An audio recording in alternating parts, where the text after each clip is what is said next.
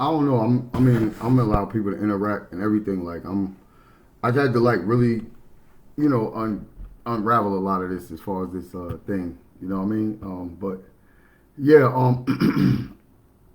for the most part, yeah, I'm grateful. I'm blessed to be here. Thank you. You know what I'm saying? And yeah, we in for one. And all I'm doing is I'm just setting things up and I'm recapping. You know what I mean? All right, man. I got you. Okay, I got you, bro. Okay, join my live.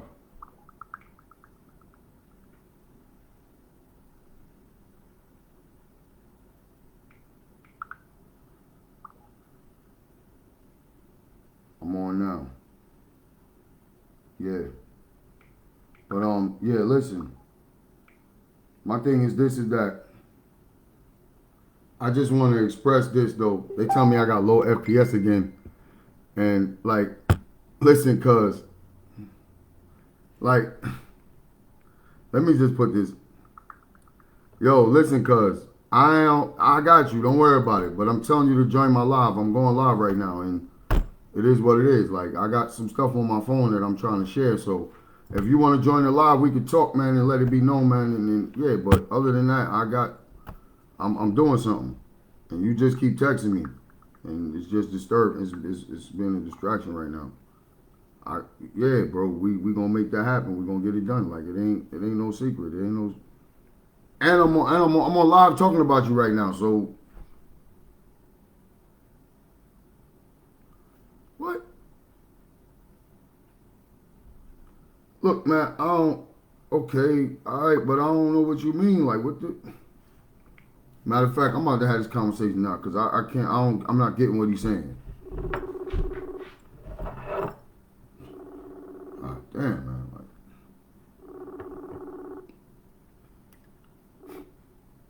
yeah, but then you're not gonna answer. So, like, don't, bro. Don't call me, man. Bye. Trying to call you and you don't answer. I'm calling you on Messenger. You don't answer, but you texting me on Messenger. Like, I don't get it with people. Like I really need that. Maybe somebody can understand me that. You text me a minute ago, and I call you, and then you don't answer the phone. Like, but the only way you can communicate with me is through texting. No, I don't got time for that. Texting is good for convenience, quick, fly the moment, boom, boom, boom. Might be in traffic, whatever, whatever. Stuff could be busy. Like, yo, what up, boom, boom, boom. But come on, bro. Like that's like a waste of my time, man. And you taking my screen away from me because I'm really trying to what I'm doing is this and that. I'm expressing how Jim Crow Joe Biden is a bum, and I'm just gonna give you some of his previous work, and this is and like he filibustered in front of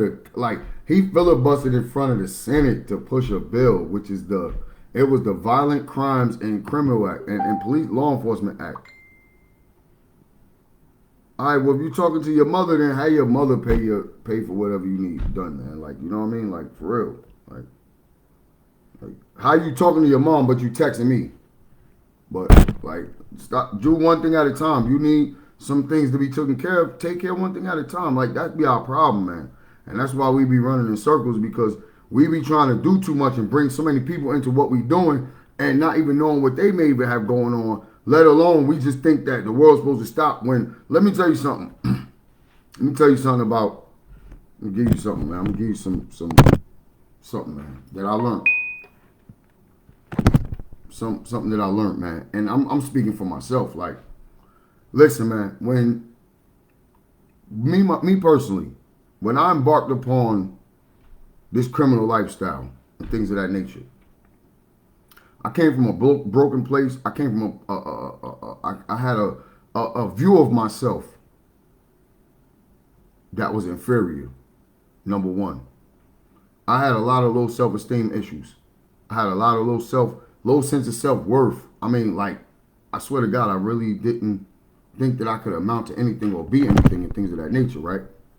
And it stemmed from traumatic events in which that I experienced in my life, and stuff that I've suffered. Like, what is this under my laptop? Why is it not even? Come on. Okay, cool. But maybe that's gonna keep it even, so I don't got to deal with this. But anyway, so with that being said, a lot of things in which I experienced, and it was like a very, very traumatic event early in my life that I witnessed, and that really, that I believe that was like the beginning phases as far as I can remember. Now I don't know anything before that, but I definitely know that this was very much a serious situation. So anyway, with that being said, it caused me to develop resentment issues. It caused me to develop abandonment issues. It caused me to develop a whole lot of different properties and characteristics or symptoms of trauma, or traumatic events or whatever you want to call it. I'm not even going to call it, I'm not even going to say PTSD because that word has been thrown around so much now. And I swear to God, when I say, well, I do suffer from PTSD, I've suffered trauma in my past.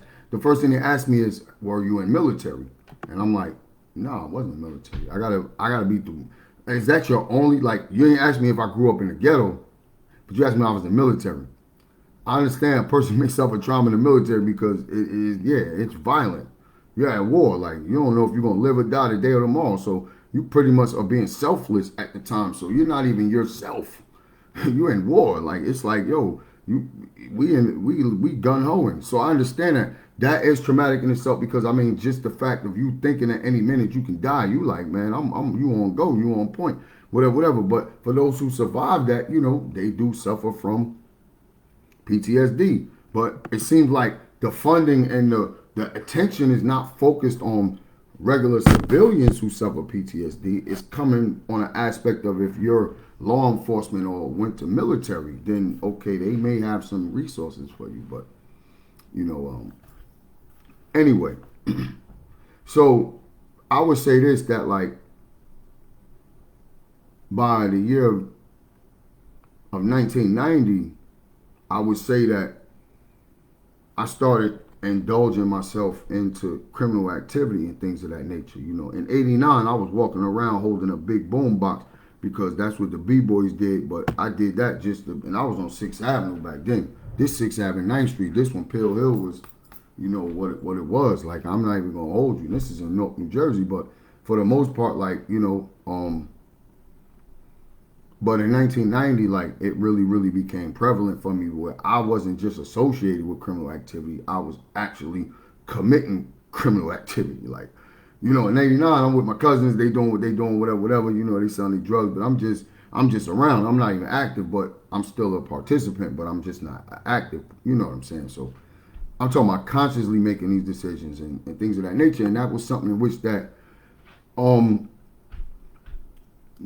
I indulge myself in. So I'm not even going to, what I'm addressing right now is with Joe Biden as far as his crime bill, and I'm pretty sure it's been addressed before, but my whole thing is this, is that, like, listen, man, a tiger can't change his stripes. Like, you know what I'm saying? And I'm cooking right now too. Like, I got some stew beef meat, but I guarantee you before it's over with, I'm gonna turn it into pepper steak. You feel me? But anyway, and it's slow cooking too, cause yeah, we gotta let that get in there. But anyway, the bottom line is this, is that, I've so before I even get into Joe Biden, I'm just gonna let it be known that, like, I have a criminal record that dates back to 1990. So that's like 32 years ago. So it's safe to say that, considering the fact that I've been living a criminal lifestyle, and I'm not even going to trip. Like, and I'm not saying I'm proud of it, I'm bragging over it, whatever, standing third. I mean, at times it's like a bolster, like, yo, whatever. But at times, like, no, really, really, real talk. Like, yeah, my thinking and my criminal activity caused the most destruction in my life, period. And that was based on my own thoughts. So I'm not blaming anybody for the things in which that I've been through, or the things I had experienced, the things I've gone through, or whatever. I'm not blaming anyone. And I'm not making no excuses for it either. But there's a reason for everything.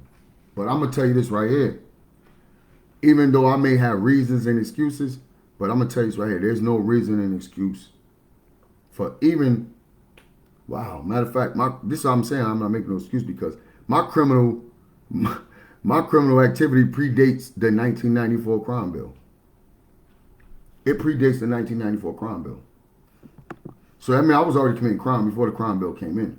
But I could be the subject matter on why the crime bill was started, or a group of, or maybe a group of individuals like me that are throughout the country, throughout the state, and at the end of the day, what was happening was that the crack epidemic, it brought a lot, and it also brought a lot of money, but a lot of stuff happened from then.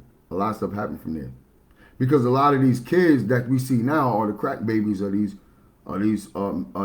crack mothers and things of that nature, and these crack dealers and daddies and stuff like that.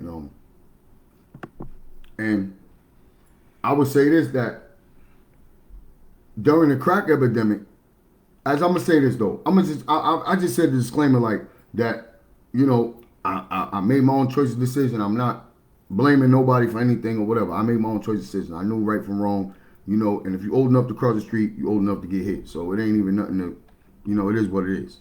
But I just want to say this, that like the crack epidemic, right? There's no generation on the face of this earth that ever was exposed to an epidemic such as this. And it was designed to eliminate the fathers. It was designed to eliminate mothers.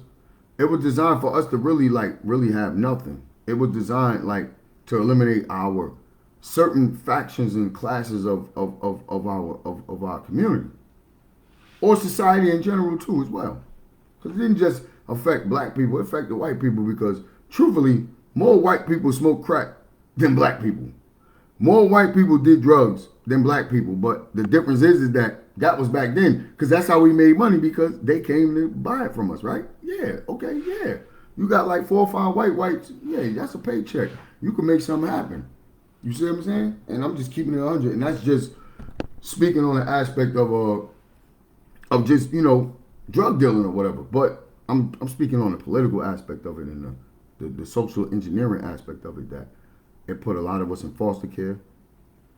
And with that being said, a lot of abuse, trauma, and that's just even more drug users, or even more people that's going to hurt people, because hurt people, and this is just pretty much how I need this to stop coming up. Like, I don't understand why it keeps coming up, but anyway, but I just wanted to express that, like, yeah, I'm not a hater of Joe Biden. Matter of fact, I even text that I really do. I'm not gonna lie to you. I hate him as a human being. I swear to God, like, because every heartbeat, every beat that his heart pumps, it's racism.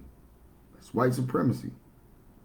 I mean, plain and simple. Like, that's what he's about. Like, and this bill in which that he passed, or pushed to be passed, he spoke very vile. He spoke in coded, because he's on code. And everybody in Senate, all of them, ain't none of them politicians your friends. He spoke in code, and they understood what he was saying. And one of the things that he just expressed was that if you commit a crime, you deserve to go to prison. He's not here to figure out whatever type of economic disadvantage you had, or whatever. Like, he's saying, regardless of what disadvantage you have no right to be committing crime or whatever. Boom, boom. Okay, cool. He got a point there. But this bill allowed states to also not only bolster their law enforcement, but also build prisons. See, it's one thing to be tough on crime, and you push a crime bill and a law enforcement. He says a violent crime and law enforcement act. That's what he passed. But we call it the 94 crime bill. But there was one even more sinister, which is the 91 crime bill. People don't know about that, but they just stuck on the 94 because of his election. And, but Guess who co-authored this crime bill with him? Bill Clinton.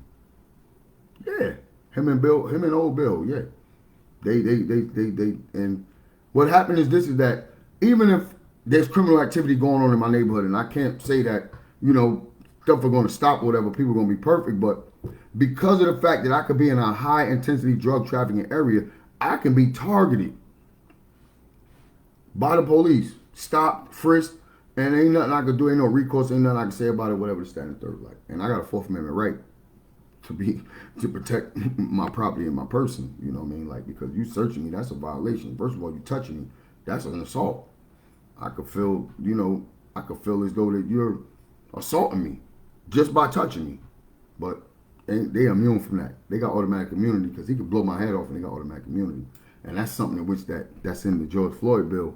But you got Jim Crow, James Clyburn, who's trying to push the bill, but he's willing to take away the automatic immunity right that the police have. Like, no, he's willing to take that out the bill because they're trying to, I'm not saying we're not, because I ain't a part of that. That's a whole rat race, ambulance chasing cats, and things of that nature. You still trying to go to them to get a bill passed, and it ain't happening, and you still, yeah. Anyway, that's like me working and I ain't get a paycheck, but I'm gonna just still keep going to work, and yeah. But you didn't pay me though, but yeah. But I'm gonna go to work tomorrow. But you didn't pay me. They know they ain't pay me, but they ain't saying nothing because that's what you call benign neglect. But they basically saying that, yeah, we're gonna do this, but nah, you ain't gonna be able to do that. You really getting a little bit beside yourself talking about immunity, like, because we're not trying to lock our police officers up for killing black men, because no, we want to lock you up for killing black men. We're gonna lock black men up for killing black men. Or sometimes they don't even lock a black man up for killing black men but that's a whole nother story. But yeah, but the bottom line is this: is that what I'm really basically trying to express is that, like, this bill allowed me to be targeted in my neighborhood, regardless whether I was committing a crime or not. So because of this bill, it didn't even matter if I actually committed a crime, or if I look like I'm committing a crime, or probable cause is that you have reasonable belief that criminal activity is afoot. And I could just be walking down the street, and I don't think walking is a crime. I mean, unless you're jaywalking or whatever, but walking on the sidewalk, whatever, without being too philosophical or whatever like that, right? Cool. So the thing is this: is that the police can just pull up on me because I'm in an area that they can deem as a high intensity drug trafficking area. When did I get the memo? Because I don't know where's a high drug trafficking area. You see what I'm saying? I don't know. Like, where is it a high drug trafficking area? You know what I'm saying? So, but these are the things, these are the red lines. This is just all still part of Jim Crow. And look who we got putting this bill together. Jim Crow. And yeah. So anyway, he said that we have predators in our streets who are beyond the pale, and they must be cordoned off from the rest of society because the justice system did not know how to rehabilitate them. So you telling me that the justice system didn't know how to rehabilitate these predators in our streets that are beyond pale, but you're passing a criminal justice reform bill, but the criminal justice. So I guess the 91 didn't do it. Because you did one in 91, and if the criminal justice system wasn't able to rehabilitate, the system didn't know how to rehabilitate them, then I mean, maybe the 91 that you passed, maybe you should have added some rehabilitation in there. But in this bill, there's no rehabilitation. There's no rehabilitation. And when you speak to Joe Biden about black people and reparation, the first thing he says is that I'm the number one on the Senate Judiciary Committee. I'm the number one guy who voted for voting rights for black people. And I'm like, oh, who gives a fuck about voting rights for black people? Maybe NAACP cares because you pay them to get us to vote. Maybe the clergy and the mega church owners care because you give them money in order for them to tell us to vote. So if we don't have a vote, then guess what? You ain't got to talk to NAACP. You ain't got to talk to Urban League. You ain't got to talk to the clergy no more. The clergy can't even make no money no more because you can't pay them to convince us to vote no more. So, and I said this in another video, like, I wish they would just take our vote. I really would want, I swear to God, because our vote don't mean shit anyway. So if we ain't able to vote, I can just only imagine how they really treat us. Whew. Look how they do us with our vote. Give us absolutely nothing for it. But here it is. Imagine we didn't have a vote. They really ain't gonna give us nothing. They gonna be like, you worthless. So you think that my only existence in America is for me to just be able to have the right to vote? And have the right to sit next to some white people? That's my only existence in America. Is that's the only thing I can fight for is the fight for the right to sit next to some white people. Eat at the same restaurants they eat at. And be able to vote for another one of them that ain't gonna do nothing for me. But I'm wrong though. I get flagged for hate speech. I get flagged for, stuff that's inappropriate for viewers or whatever. If it's inappropriate, don't listen to it. Like, listen, you got all type of shit online. You can watch whatever you want online. And when you choose to watch something, 9 times out of 10, you typed it in and you wanted to see it. Now, it might have offended you, but they didn't come to you, you went to them. Unless you're getting filibustered with a bunch of stuff as far as advertisement through Google or whatever. But other than that, come on now, let's keep it 100. So we're not even gonna play these. We're not even gonna play these type of games, Nintendo. You hear me? But getting to this cat, this man has been on the chair of the Senate Judiciary Committee for over 40 years. I mean, for decades. He made comments on the Senate floor before a vote was scheduled on the Senate's version of the Violent Crime Control and Law Enforcement Act. His central role in shaping and spearheading the tough on crime bill will likely face scrutiny in a Democratic primary should he run for president. So, this is some current news, but no, I'm trying to get to when everybody was on code. I don't want to read this fake adverse political shit because it ain't nothing but just because of the campaign cycle. But this bill that this man passed caused me to be targeted in my community. And for those who may not understand what I'm saying, they may be like, well, those are your choices, those are your decisions, blah, blah, blah, blah, blah. And I'm like, okay, cool, yeah, you're right. They are my choices and decisions. I did make those choices to make them, to put myself in a situation that caused me to lose my freedom wholesale, But I can accept mine, but what about those of y'all who voted for him and he ain't did nothing for you? Tamika Mallory was on The Breakfast Club trying to express that Joe Biden has done a lot for black people, but then when she actually read the bill and looked at it, she was like, oh, it's not for just black people, it's for everybody. So he didn't do anything specifically for black people, as you was basically saying that he did. He gave money to the NAACP. I ain't never seen nobody that worked for the NAACP. I don't even know what the NAACP is in my community. But they supposed to be in all the major cities. But the NAACP is a Jewish organization. And it's just the CP of it, I can't even get with it. It said colored people. Don't you know they used to have a sign called colored for you to drink out of a certain water fountain? Just the mere fact that you're head of an NAACP, I'm like, that colored people thing. That's derogatory within itself. But the Urban League, the history of that, it's crazy. But the Urban League, and who live in most urban areas. Okay. You see what I'm saying?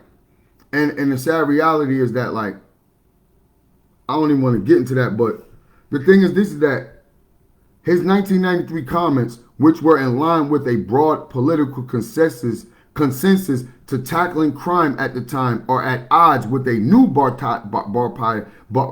bipartisan coalition of activists and lawmakers who are trying to undo what they said is a legacy of mass incarceration fostered by that era.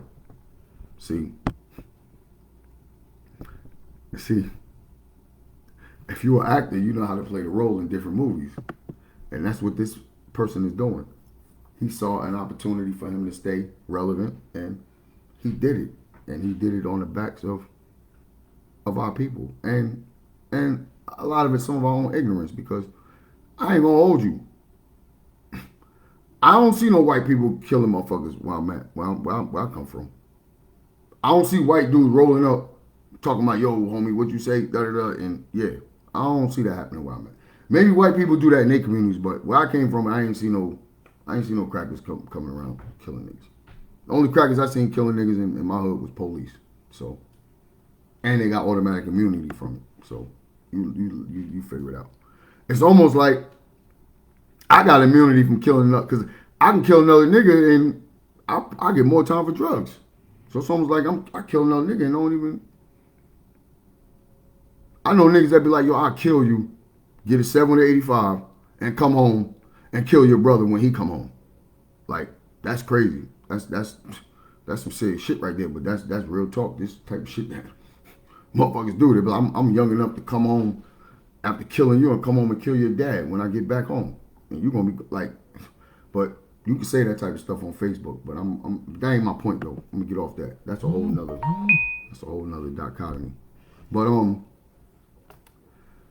it says that Biden's word choice could also pose a problem with a new generation of Democrats who view the rhetoric at the time as perpetuating harmful myths about the black community. CNN came across the 1993 speech during a review of the former vice president's record.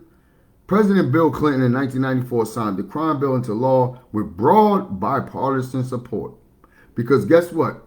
Anything that's going to help anybody other than black people, they get vast bipartisan support. I swear to God, that Asian crime bill, that federal Asian crime bill was passed with 100% bipartisan support. They didn't argue, they didn't fight or nothing. They just signed it without an issue. But when it comes to black people getting reparations, they got to do a case study. They got to do this. They got to figure that out. And then, some politicians have the nerve to say, well, what about Hispanics? How are they going to feel if we give you guys reparations? Hispanics were not enslaved here. Hispanics were not enslaved here. Puerto Ricans were not enslaved here. Puerto Rican is a product of slavery. A Puerto Rican here in this country is an actual byproduct of slavery because the islands had slaves. And they have European, and they also had Inca Indians there too. So there's no such thing as a Puerto Rican person, period. There's this country called Puerto Rico, which means rich port, but there's no such thing as a Puerto Rican. You're either Hispanic, black, or black, non-Hispanic, but Hispanic. There's no such thing as a Puerto Rican. But people are like, I'm Puerto Rican. My grandmother from Puerto Rico. And I do say, yeah, my grandmother is Puerto Rican because, she's from Puerto Rico. But the actual race of Puerto Rican that doesn't exist because they were created through black slaves, European, and the Indians that were already on the island. Any real true Puerto Rican will tell you that. And they'll tell you that most of them, they'll be like, I'm 65% black. And the rest is Taino Indian because the Taino Indians were on the island of Puerto Rico. Now, I don't know what it was called before the Europeans got there. So when a person say they Puerto Rican, I'm like, all right, well, you're a product of, that's just like me saying I'm African American. Yeah, I'm a manufactured product of slavery. I'm a African descendant, I'm an American descendant of slaves here. I'm a descendant of slaves. So that's proof that, because can't nobody else come in this country and say they're African American. There's nobody from Africa that can come in this country and say that they're African American because African American is manufactured here in, you can't make an African American in Jamaica. You can't. But you can make an African American here in America because we were considered boy or slave or nigger, and then we became colored. Then we became Negro or colored, and then now we're African American. Right? So that's a title that was placed upon us. Just like when white people come here, they could come from Poland, a Norwegian. They're not Polish when they get here. They're American. They're white American. They're Caucasian. See, but you see, but the bottom line, what I'm really addressing is that like with this whole speech and they have broad bipartisan support to you know what I mean, to actually pass this bill. Like I said, with the just like they had broad 100% bipartisan support to pass Asian hate the Asian hate bill. He didn't get broad things to pass the LGBT bill, but oh, matter of fact, he he made an executive order to give them federal protection. So that means that I'm online, and if I offend somebody that is a part of that community, I could be brought up on hate crimes. So if I even have a disagreement with that community, I could be canceled. So I'm like, it's like, see, and the sad part is that these politicians keep pushing the same envelope and keep pushing it because, see, a lot of them fail to realize that when we were brought here as slaves, white people never had one inclination when they brought us over here that we was ever going to be anything other than that. And once we became free or emancipated, which emancipation is not freedom, it's just a transfer from one entity to another. Only thing is that you're free to go, but you're still going to be a slave under a whole, but it's just going to be a whole different system. That you're going to like it though, but you're able to walk around. You don't got to be have your traveling pass from Mr. Johnny and everything like that to go from one plantation to the next, you know, whatever. But now, so the thing is, this is that he pushed this on a federal level, but it truly affected states nationwide and it affected cities nationwide. And really, they was like, yo, ain't no helping these cats. Ain't no program for these cats. We sending them straight to prison. I kid you not. But it is what it is. And this was before the proliferation of, well, this was during the crack epidemic. And this was truly during the crack epidemic, but the bottom line is that they found a solution for it. And they said, you know what? We're going to build prisons in these rural cities that don't have no economic base because they all poor and broke and using drugs and drinking and going to jail too. But they said, yeah, we even going to give you an incentive to keep the prison filled. Because if it goes under 80%, then, you know, so like they have some contracts for some prisons that if the prison is not filled up to 80% capacity or better, don't you know that the company, the private prison or the prison can actually fine the state for not keeping their facility packed? That is a sick deal. You mean to tell me that I can be sued because I'm not keeping your prison filled? So that means that how are you going to keep my prison filled? You have to target something. You have to target. And they wasn't targeting people where the prison was built at because the prison was built in mostly white communities. They wasn't targeting them people. They needed them people to work there so that therefore they can have an economic base, because that's one of the first things that there was a town. I'm going to get into that, but like, listen.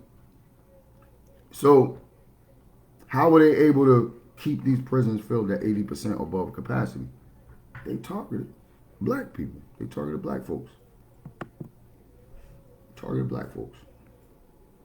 The face of crack was put on us, but we didn't manufacture crack cocaine. We didn't make it. Matter of fact, you can't even grow cocaine in America because the climate is not right. Like even with the history of cocaine, right, in this country, because white women used to use it. You know what I mean? It was like medication to them. You know? Feel me? Yeah. You remember Henry Ford's wife? Yeah, she was one of them. Yeah, a lot of white women, housewives, yeah, cocaine was their friend. They sold it in the drugstore. They've had it in soda at one time too. But anyway, the bottom line is this: even in Colombia, Colombia didn't even have the climate. Well, they didn't have the apparatus to grow cocaine.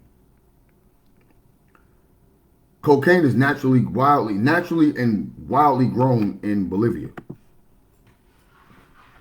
And one cartel leader that was out there in Colombia, those of y'all know who his name is without even saying it. But if you really know his history, he was in Colombia. He was selling marijuana, but he couldn't get that cocaine. They didn't have it in Colombia. So he went to Bolivia because Bolivia it grows naturally. It's like wow. It's like grass, like how grass grows or weeds and stuff grow. Yeah, it grows out there. He went and bought 30 full plants or 30 full trees from Bolivia, and he planted them on his land, and that's how he was able to manufacture his own cocaine and become one of the world's largest cocaine dealers in the history of the world. But that's another thing. But the bottom line is that where it came from and how did it get here. We can go through all of the conspiracy theories of that. We already know that it's already been proven that the CIA introduced cocaine to America and primarily targeted towards our community. Because their whole objective is to eliminate our warrior class. Their whole objective is to eliminate our warrior class. When they were able to kill Malcolm X, right? That was like, yeah, we could get these niggas to do any motherfucking thing for us. And after Malcolm X died, was assassinated, then they moved on to MLK, which MLK was gonna go anyway because he already done sold his soul. Like he was a sellout, like plain and simple. Like ain't no motherfucking way my father was a deadbeat. My father was straight deadbeat, which in a sense is a form of a sellout as well because any type of way you produce a child and you don't do anything towards their development mentally, physically, financially, spiritually, emotionally, you a sellout because and you're a bum. But anyway, the bottom line is that and he realized that this is when MLK realized he was a sellout. When he went on the poverty tour, because a lot of his constituents that were with him at the end of his days, they wasn't around with him no more because he didn't have a cause no more. They got everything they wanted passed. So now your movement you lost all your fire in your movement. You went to the White House, Lyndon B. Johnson, he signed it, whatever. Lyndon Baines Johnson, he signed it. And now what's next? So now we can sit next to white folks. Now we can ride the bus. We don't got to ride on the back of the bus. Now we can eat at certain restaurants that white people eat at. But we didn't need that because we already had our own restaurants that we was congregating at. We had our own banks. I mean, like when we did the bus boycott, we had ride shares. Lyft, thank you. You feel me? But we did all that. So now he had no more purpose now. Like, I can't even remember a time that I actually seen Dr. Martin Luther King preaching in the church. I'm talking about a sermon as a reverend to the congregation. I mean, I'm not saying he never did it, but I've never seen it. All I see is these staged speeches in which that he's given and stuff like that. And he knew he was a sellout when he started going on his poverty tour, when he was going to places and wondering like, why are we in this condition now? Like, why we're in this condition? Because you want to be integrated. You want to be a part of the establishment that don't want to give your people shit. So you went for us to have a right to do all this for what? But then when you went on the poor man's tour, you started seeing that the jagged mirror that you were looking at from this place called America is that in which that developed a person such as Malcolm X. And you said that. I'm quoting Martin Luther King right now. He said now he understands where Malcolm X is coming from.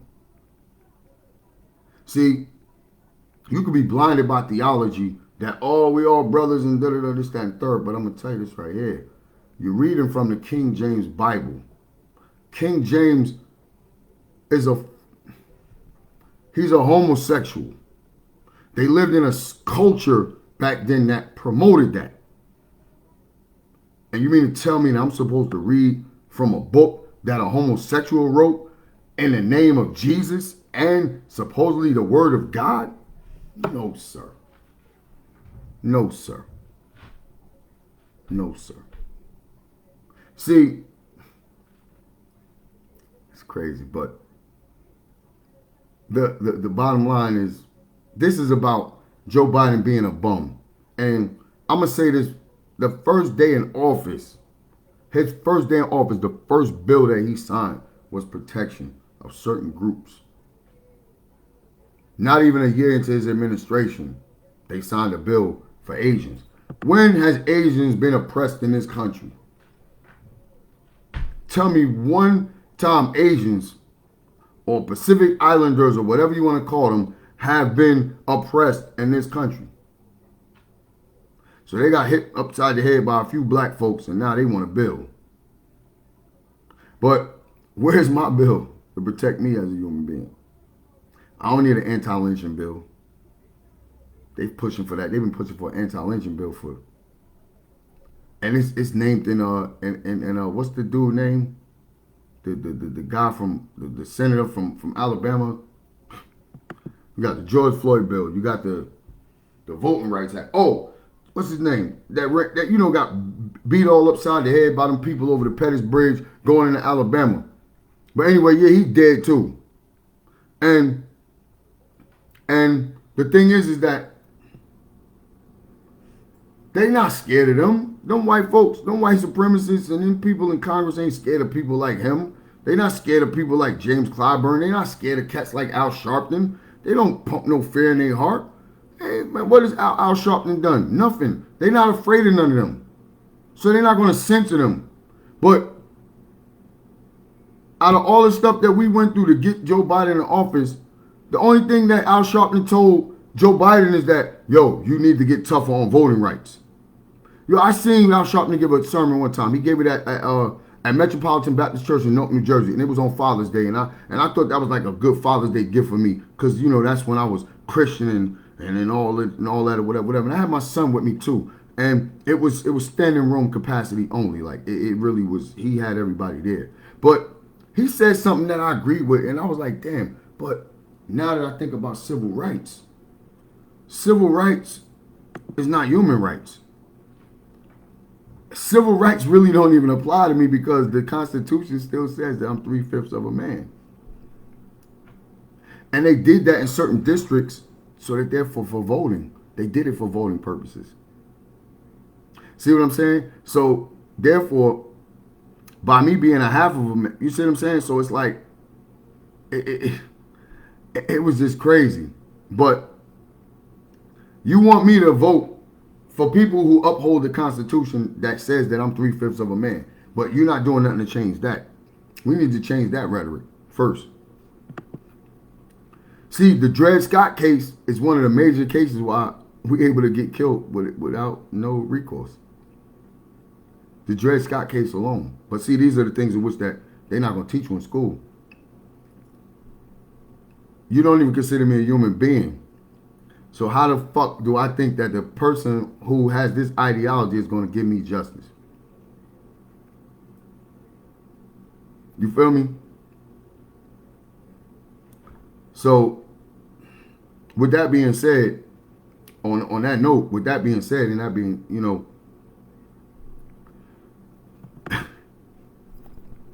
the people whom in which that look like us that are in certain places, they've already made me known that they're not here just for their people. They're actually here, to uphold, society and this, that, and the third, and the American dream, and so forth and so forth. And we are the American dream. We built this country. But I'm going to say this, and I'm probably recapping or rehashing on some stuff, But I expressed this stuff before, but I expressed it from a place where out of a lot of anger and like really not giving a fuck, like, and not realizing that sometimes you could chase, even though your message could be right, but you could really chase a lot of people away because of your behavior, and you could be saying what you're saying, but if it's all on a thuggish, connotation, because I clean up nice and I ain't no dummy. One thing about me, I ain't no dummy, and as I said yesterday, I'm gonna make this an oxymoron. I ain't no dummy, but I may do stupid shit. And I'm not stupid, but I may do dumb shit. So that's probably like the biggest oxymoron that could probably come out of my mouth. But I'm basically saying that I'm not perfect and I'm prone to mistakes and I'm going to probably still make some more mistakes. But what I'm getting at is that like you got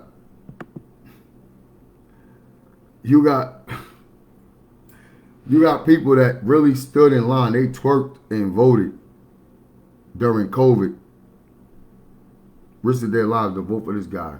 And not only did the first thing he do was sign a bill to protect the LGBT community, he also gave money to Asians because they were being assaulted or whatever.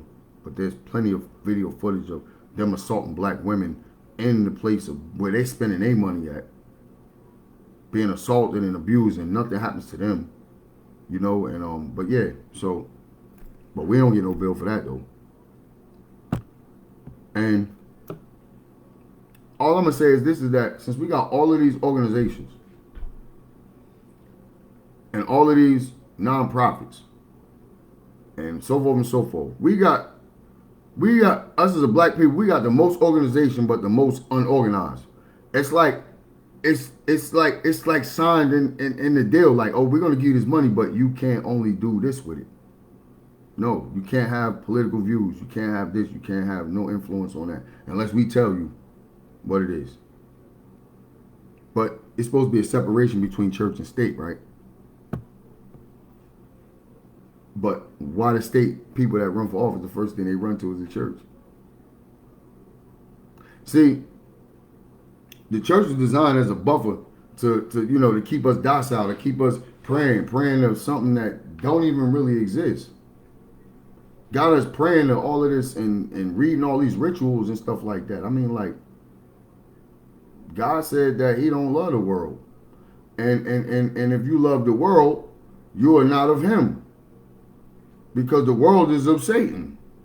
Worldly stuff. Or what they call what they say in the Christian but they call it worldly. Right?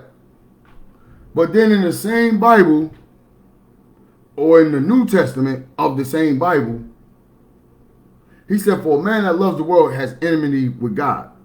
But in the New Testament, he said the ruler of the world he said Satan is the ruler of the world and the physical and all that. But he handles the spiritual and all that, whatever that is. Like, cool. According to the word that we read that was written by you know who. But anyway, what happens is that in the New Testament, the Old Testament said don't love the world because it's of Satan. But in the New Testament, at John 3:16, it said God so loved the world that he sacrificed his only, he gave his only begotten son. But how could me and my son be one? Because if Jesus was God, how the hell could he be his son, father and son? And I'm not questioning God because I do believe God can do anything, but that right there is like, that's signs and one, man, that's like Future said, voila, magic, voila, magic. And if you read the Old Testament, that's all that's being done is magic, rituals. Magic and rituals, blood sacrifices and magic and rituals. Plain and simple. Like, I'm gonna get on back to my thing because we're gonna cover that too. And if there's anybody that has a disagreement with me, I ain't got no problem with that. I ain't got no problem with them chiming in or whatever like that. I'm definitely open for all of that. It said President Bill Clinton in 1994 signed the crime bill into law with broad bipartisan support as violent crime rates peaked in the U.S. in the early 90s. Right. what it was is that, like, bottom line, these white people were scared of us, and just our whole behavior and everything like that posed a threat to them. Our physical presence posed a threat. I swear to God, I'll be at Walmart and my mind in my business, and these white people make me feel like I'm John Gotti or something, like, like I'm some mass murderer or whatever. But I'm like, damn, I'm shopping just like y'all. Like, but see what it is that what I'm starting to realize, and I maybe not have noticed it, maybe even before, but I tell you this right here: the first thing when a person see me, especially Caucasian folks, white people, the first thing y'all don't see me, y'all see these. And I'm gonna be 100 with you. This is equated with violence. I swear to God, that's sad though. These are locks. This is something in which because these are not dread locks. There's nothing dreadful about hair. Dread is like, that's a sad thing. But the first thing they see is this, and this has been commercialized and equated with violence and drugs and a subculture that promotes violence or that contributes to violence or the proliferation of violence and things of that nature, or the proliferation of crime in certain areas or whatever, this, that, and the third. So I noticed that, me, from my own personal experience, and I'm not saying I'm a mind reader, but I'm no dummy. I do stupid stuff though, but I ain't no dummy though. But let's get this clear. Right? Since this is equated with violence, and then on top of the fact that I have a baritone voice, right? And I can speak a little bit of proper American, because I don't speak English. I ain't from England. We don't speak English. We speak American here. You know what I mean? Like, I don't speak English. English is for people who live in England. I don't speak English.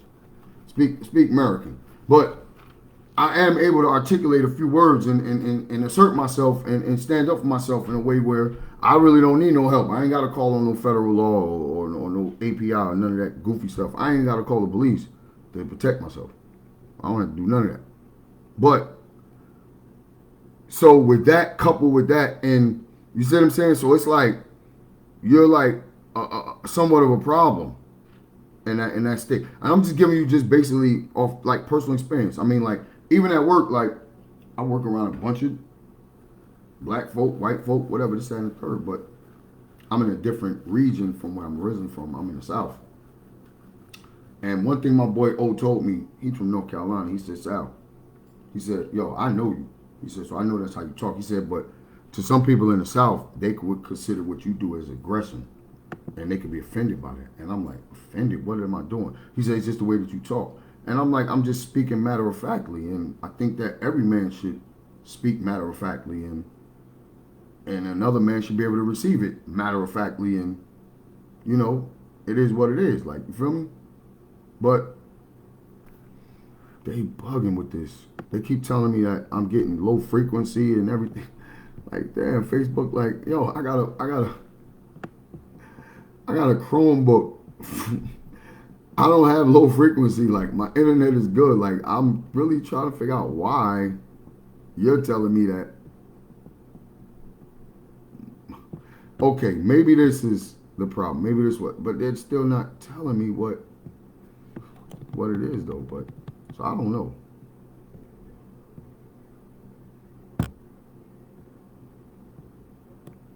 Oh my God.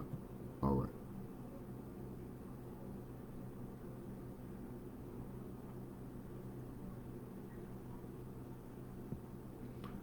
They keep asking. I'm gonna learn more about it. Now I'm gonna go into this for like a whole nother time, because this is just taken away from what it is that I'm doing. But I mean, like, I'm just here. I'm letting you know that I'm here, and I'm not all right, how do I change it from on this thing? Like, I'm on here now, and you're telling me I need to do this to that, but you're not even giving. Okay, video length. Notice information wasn't helpful.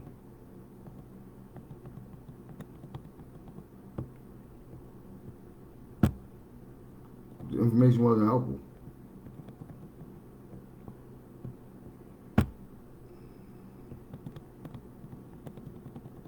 Lord have mercy.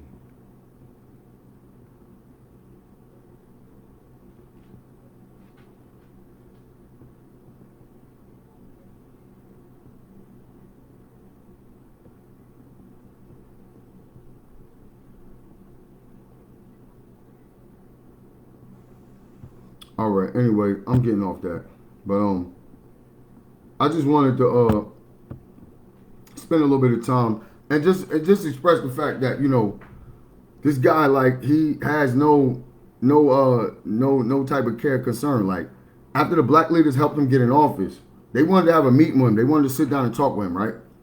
And when he did sit down and talk with them, he said, "We're doomed, not because of African Americans." That's what he said. Not because of black people, but we're facing genetic annihilation. He said by 2050, the white race will be a minority in this country. So he said, so you want me to give you reparations? You guys need to start working with the Hispanics and the other people that are in this country to get this, that, and the third done. No. The Hispanics and the other people in this country wasn't enslaved. But this is what he's telling them. They don't even want reparations. They just wonder why, like, he shitted on them. Like, he just basically left them alone after he got his vote. After it's like, when you get you some pussy, you're like, all right, I'm one and done. I'm straight. I'm good. You know what I mean? And that's what he did. And it's starting to be prevalent that that's what they've been doing. And they've been doing it. And they've been doing it. And now, since certain people from the black grassroots, or even during the Trump, just the whole campaign in itself, there were black men that were like, no, I'm not just going to keep voting for the Democratic Party. For what? For what? Trump even said it when he won the presidency. He said over 50% of your juveniles are unemployed. That's a very big statement. And that really, Lord have mercy. Over 51% of our juveniles are unemployed or don't have any work. But our juveniles watch YouTube every day. They listen to Lil Baby. They listen to the Baby. They listen to all these people with all of these, because, like I said, they told us that we're going to choose your leaders, and these are our leaders now. T.I. and Killer Mike can get up there and have a panel with whatever and push a democratic policy. Or push a leftist policy. Because, George Soros, he loved him and Killer Mike. They cool people. You know what I'm saying? And what did George Soros do? Oh my God!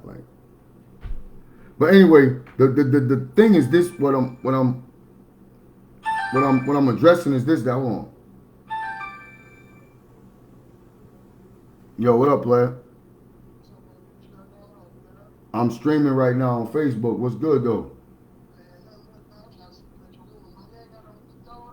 I'm here. I'm making my dinner right now. But yeah, man, just come over, man. I'm about to end my live anyway, bro. You know what I mean? All right, all right. You got what? All right, player. All right, cool. But nah, like, this ain't no professional live. You know what I mean? I'm about to get it together where it's gonna be professional, but I just wanted to give you my stance on this though. Like, and I said some disparaging shit, but I mean it. I meant everything I said about Joe Biden. I wish, like hell, I could be in the same room with him. Because I'll be jumping up and down like a trampoline. But with that being said, I'm just going to address this, that like, people are really, hold on a second, hold on.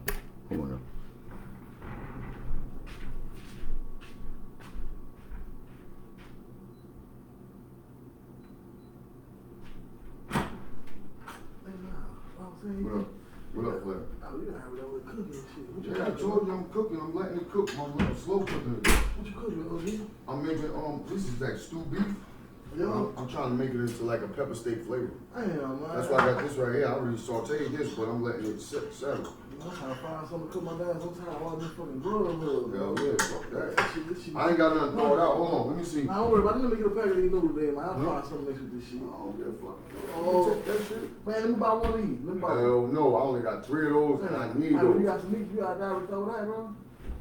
I don't have nothing thought out, but I got Ground this. beef? You take this. Yeah, I got ground beef. I think this ground beef. I'm on shit tomorrow. No. One more. What? I said, I'm on shit out of escort tomorrow. Yeah, go ahead. Man, you ain't got to bring me right back, bro. Alright, That's enough. I got that. I know I got 2 bags of that. I had 2. I had this. I got more ground beef right here, bro. But that's I broke them into 2. I had it and I made some and then I just split. Nah, I'm cool right here. I got some chicken right here too. This might go down for the bone too. Good thought out. It's like a few pieces in there, but I had made. You know, you buy family pack, you gotta split. I ain't had no. I ain't had no bag. Matter of fact, nah, give me that chicken. Give me that ground beef. Nah, I need my meatballs. Nah, I get some meatball bread. I'm that shit with because I miss my reserve. I give you this shit to make Get some tomorrow. more soups then. That's Get some more big. soups. I give you this tomorrow, OG. You ain't got no pasta sauce or nothing. That's all I need. Pasta sauce. I do. I got pasta Yeah, I sauce. need some pasta sauce. That's all I need, dog. Yeah, that's it, bro. I got you tomorrow, OG. You got a can of, you got more soup? You need more soup? Man, that's all I need. I got some noodles already. I'm about to end my live, but I was in there talking about Joe Biden and going in on Man, that that hoe, man. Appreciate you. Oh, Man. I nigga, love you, stay man. out. Hold Love that you, man. nigga, yeah. Come fuck with me when you done, man. Who got reefer? I actually got some shit I'm smoking on. Who you get it from? What from the J? From the J, what's the J? From the job, but he worked for Pet Smart though. He work for, what's his name? That nigga ain't gay. He don't be that way. He work first shift. But I'm saying, will you bring me Let something? me see if he'll buy you some. I'm real talk for this. Real talk. See if he bring me something. I need an 8. Like $50. $50? Yeah, I'm like, $40. alright, I need that. I don't have no weed. That's pretty kind of thing right now. Shit, I got motherfucking, I've been popping beans though. Somebody 10, 8, 10? Yeah. What you get about them?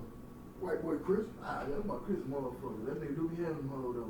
Chris do be having them He hoes. gave me a good deal though. I ain't give a fuck. Do be having them hoes. Now I'm gonna see what's up right now though, Jerry. Alright, cool. Alright.